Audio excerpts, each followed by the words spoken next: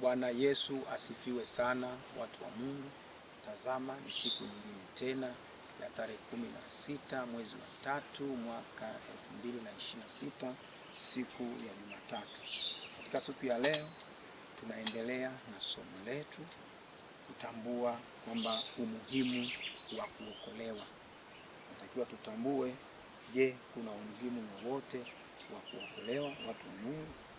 Basi kabla ya kuendelea, basi kama ilivyo ada, tuimbe wimbo wa tenzi ya rohoni unaosema nimekombolewa na Yesu.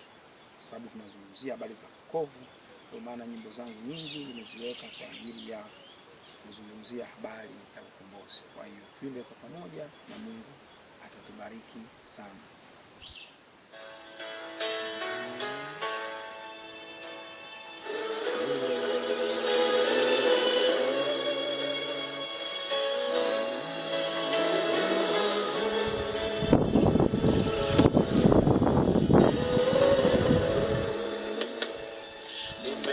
Nimekombolewa na Yesu aliyenirehemia,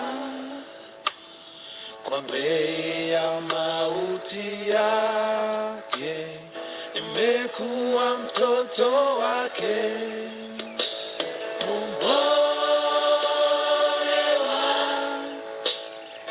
Nakombolewa na damu ya Yesu,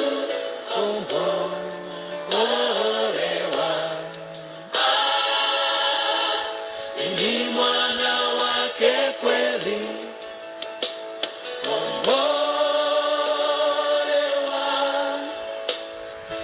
nakombolewa na damu ya Yesu,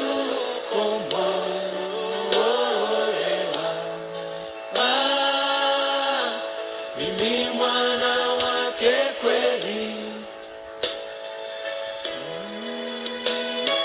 Watu wa Mungu, tunakombolewa na damu ya Yesu peke yake. Nimekombolewa na furaha kupita lugha kutamka, kulionyesha pendo lake, nimekuwa mtoto wake.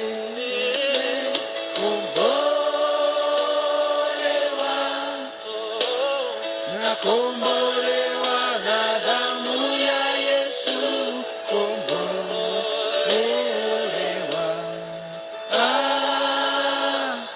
ni mwana wake kweli,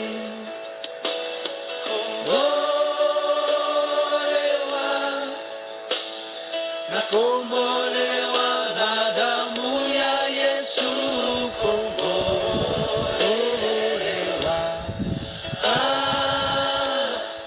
ni mwana wake kweli.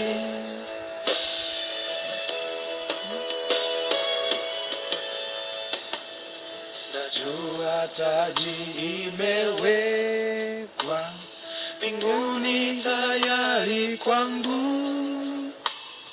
muda kitambo atakuja, kilia lipo niwepo.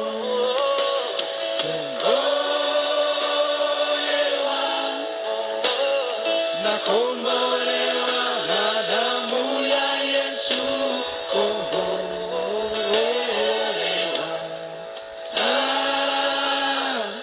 ni mwana wake kweli,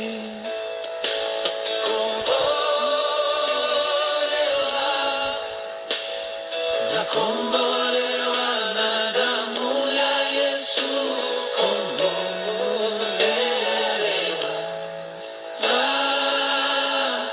mimi mwana wake kweli.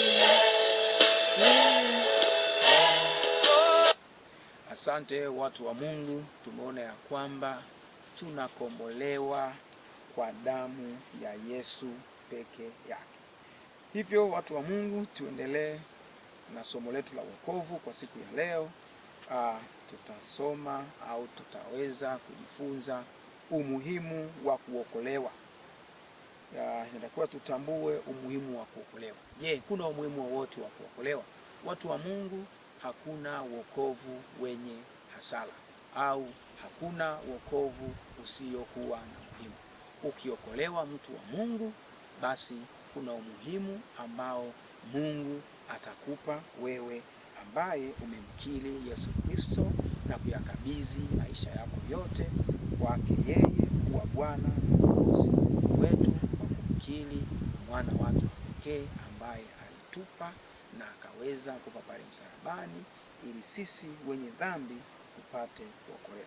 Hivyo umuhimu upo na umuhimu ni mkubwa sana. Watu wa Mungu, kwa sababu siku ya leo na kwenda kumalizia somo langu la wokovu, basi twende tukasome Waefeso sura ya 2 mstari wa 4 hadi wa 9.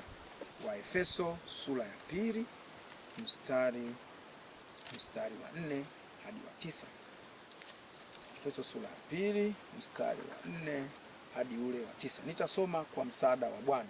Lakini Mungu kwa kuwa ni mwingi wa rehema, kwa mapenzi yake makuu alitupenda.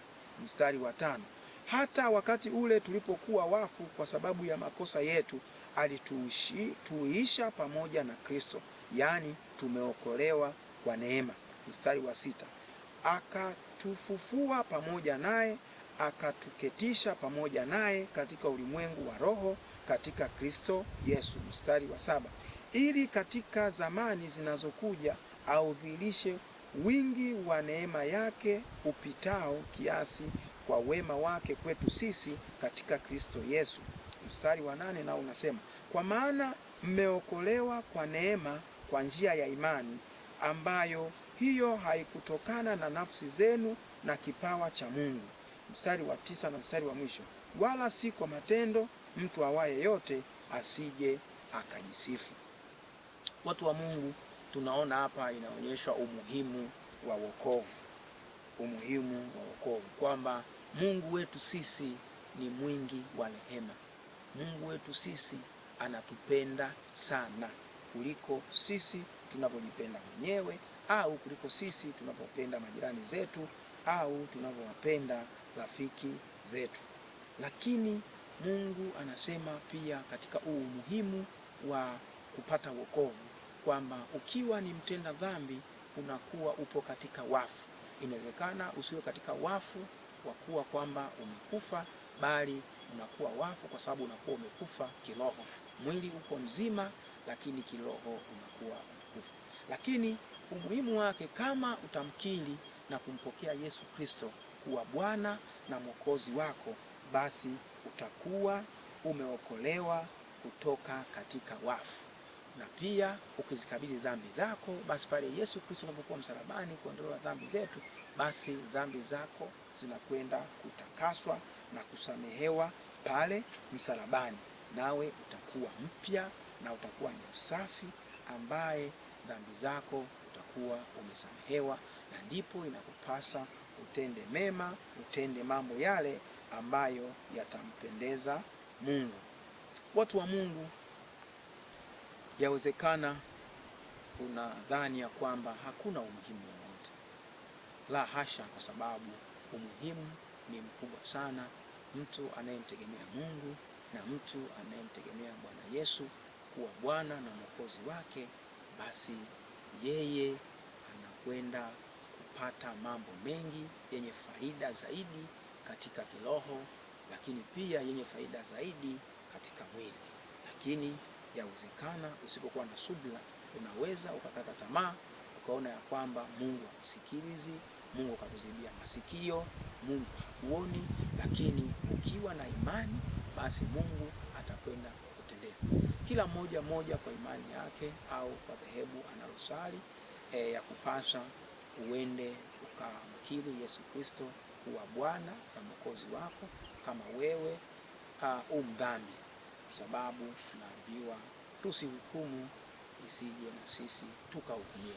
Lakini kila mmoja ajitambua yeye kwamba ni mtenda dhambi au siye anayetenda dhambi. Lakini kama unajijua wewe unamkosea Mungu katika amri zake kuu, basi ya kupasa uende ukafanye toba, kama wewe kwa imani yako na kwa dhehebu ambalo unamwabudu Mungu, basi ukafanye toba ya kweli, ili uweze kupata maisha mapya katika Yesu Kristo. Lakini kupitia wokovu katika Yesu Kristo tunahesabiwa haki kwa imani. Tunaona kwamba kupitia pia wokovu huu tunahesabiwa haki kwa imani. Ukisoma Wagalatia sura ya 3 mstari wa 6 mpaka wa 9, utaona kuna mtu wa Mungu aitwaye Abraham. Abraham alihesabiwa haki. Utamwona Abraham alihesabiwa haki.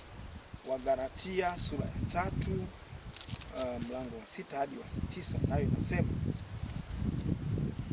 kama vile Ibrahim alivyomwamini Mungu akahesabiwa haki.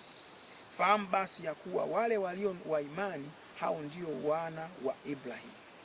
Na andiko kwa vile lilivyoona tangu zamani kwamba Mungu atawahesabia haki mataifa kwa imani, lilimhubiri Ibrahim habari njema za zamani kusema, katika wewe mataifa yote watabarikiwa.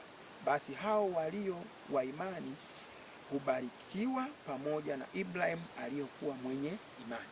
Tunakuja kuona kwamba kumbe kupitia wokovu tunahesabiwa haki. Tunaona kupitia Wagalatia kwamba kuna mtu aitwaye Ibrahim, yeye alihesabiwa haki, ni kuwa mtu mwenye imani, na Mungu alimbariki sana sana sana, na kwamba yeye alimwamini kwamba Mungu kwamba ni Bwana na Mwokozi wa maisha yake ya kila siku. Watu wa Mungu, nasema asante sana kwa kuwa mmenifuatilia tangu nilipoanza somo hili la wokovu. Mungu awabariki sana kwa kuwa na uvumilivu huo, lakini katika yote tuendelee kumtegemea Mungu kuwa Bwana na Mwokozi wetu. Siku nyingine tena, siku ya kesho ya tarehe 17 nitaendelea na somo la ubatizo. Najua watu wengi wanatamani kujua ubatizo ni nini, na tuombe. Asante Mwenyezi Mungu Baba yetu wa mbinguni kwa kujalia mwisho wa somo hili la wokovu tangu siku tuliyoanza mpaka siku ya leo na kuhitimisha. Ukamtangulie na ukanibariki na ukabariki wale watu wote ambao kusikiliza wakapate kupokea kile ambacho kimekusudiwa. Nikiomba na kuamini katika Utatu kwa Mtakatifu.